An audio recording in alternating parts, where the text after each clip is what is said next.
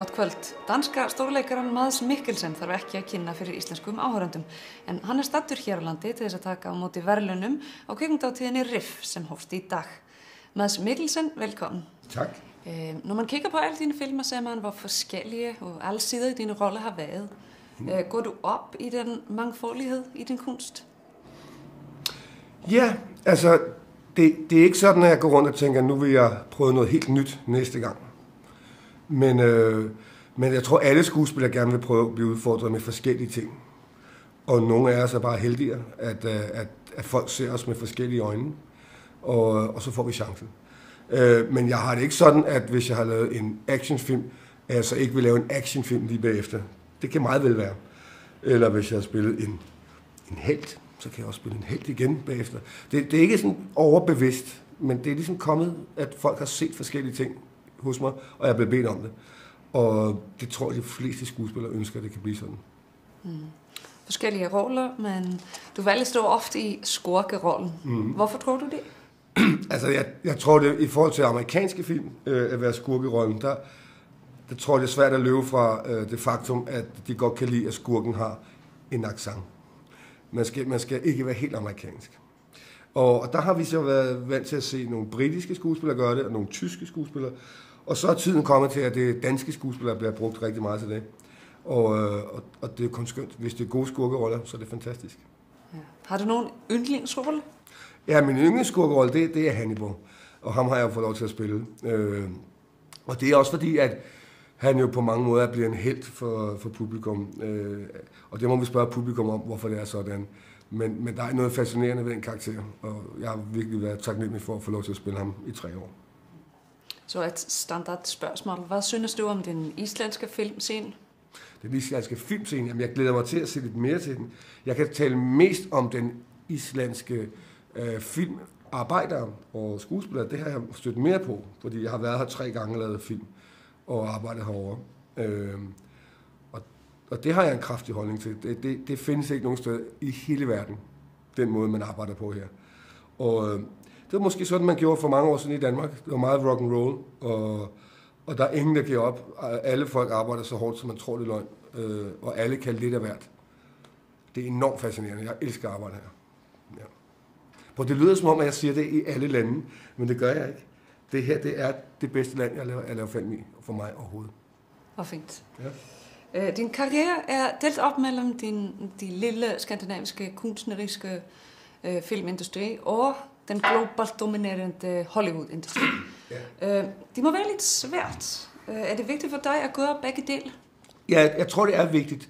Men lidt ligesom at lave forskellige roller, så går jeg ikke rundt og siger, nu har jeg lavet en af dem, nu skal jeg tilbage igen. Men jeg har været heldig, kan man sige, at jeg har fået lov til at lave noget i udlandet. Fordi Danmark er jo, ligesom Island, er et lille område. Så er det sådan lidt begrænset, hvor meget vi kan lave igen og igen. Hvis jeg laver 2 ting om året i Danmark, så bliver folk bare så trætte af mig. Og det er samme på Island sikkert. Ikke? Så det med at få lov til at lave noget i andre lande, det gør, at man kan arbejde mere end 2 måneder om året. Så det er jo enormt lykkeligt. Men jeg elsker at komme tilbage og lave film i Danmark. I din erindring, hvad er forskellen virkelig mellem de 2? Ja, forskellen er størrelsen af en produktion. Hvis man har en almindelig dansk filmproduktion, så... jeg lavede en film her i sidste år, som hed Arctic på Island. Og der er vi ved et hold på, hvis det går rigtig vildt for sig, 20, 25, 30 mennesker. Og det samme er det i Danmark. I USA, der er det 500. Der er 500, man siger godmorgen til. Og man kan ingens navne, kun de nærmeste. Men når man går i gang med at arbejde, så er det jo stadig det samme arbejde for en skuespiller, og lysmanden og kameramanden arbejder jo på samme måde, når man kommer helt ned i det. Men det er bare enormt. Ja. Hvordan vælger du skript? Er det nogle specielle elementer, du søger efter? Ja, altså, jeg skal selv kunne lide det først, og så skal jeg kunne synes, det er spændende, og der er noget interessant i det. Så skal karakteren også interessere mig, og så skal instruktøren, ham skal jeg kunne kommunikere med, eller hende. Jeg skal kunne på en eller anden måde, vi behøver ikke at være enige. Vi behøver ikke at være enige om alt, men jeg skal kunne diskutere og snakke med vedkommende. Og kan jeg mærke, at det slet ikke fungerer, så ved jeg, at det bliver en meget lang film at være med i. Så i hvert fald 2 ud af de 3 skal være der.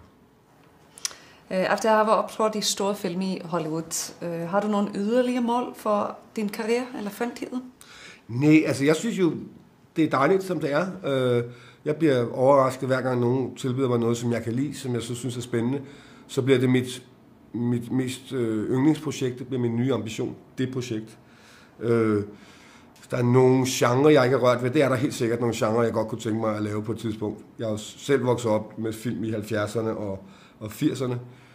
Og der så jeg rigtig mange horrorfilms, altså en rigtig horror zombiefilm. Det kunne jeg godt tænke mig. Eller kung fu. Ja. Efter en lang og hård arbejdsperiode, hvordan hygger du dig? Ja, hygger mig, ja. Det er meget dansk. Jamen, hygge er jo... Altså, først og fremmest, så ser jeg min familie, som jeg ikke har set i lang tid, fordi jeg som regel er meget langt væk. Så laver jeg en masse sport. Og så drikker jeg en øl, og så laver jeg noget sport igen. Det er ligesom måden at hygge mig på. Har du meget hyggetid? Ja, det synes jeg har. Altså, jeg arbejder enormt intens, når jeg arbejder, og måske 6-7 måneder. Men så har jeg også nemt 3-4 måneder, hvor jeg intet laver. Så ja, det synes jeg. Behøver du vente længere for det næste? Jeg har ventet nu i 9 måneder, og holdt en meget lang pause. Og det er en blanding af, at jeg havde lyst til at holde en pause, og at det, jeg har fået tilbudt, synes jeg ikke var så spændende. Og så har jeg bare sagt nej. Simpelt. Ja, det lyder lidt simpelt. Man bliver bange hver gang, man siger nej. Man tænker, nej, der kommer aldrig noget igen. Og sådan er det for alle skuespillere. Men jeg valgte ikke at være nervøs over det. Jeg valgte at nyde det, som det er nu. Mads Mikkelsen, takk så mig. Så det er mig, der takker. Mads situr fyrir svörum í Bíó Paradís á morgun og helgina, nánar það og dagskrána á vef hátíðarinnar riff.is. Þátturinn verður þá ekki lengri í kvöld, verið sæl.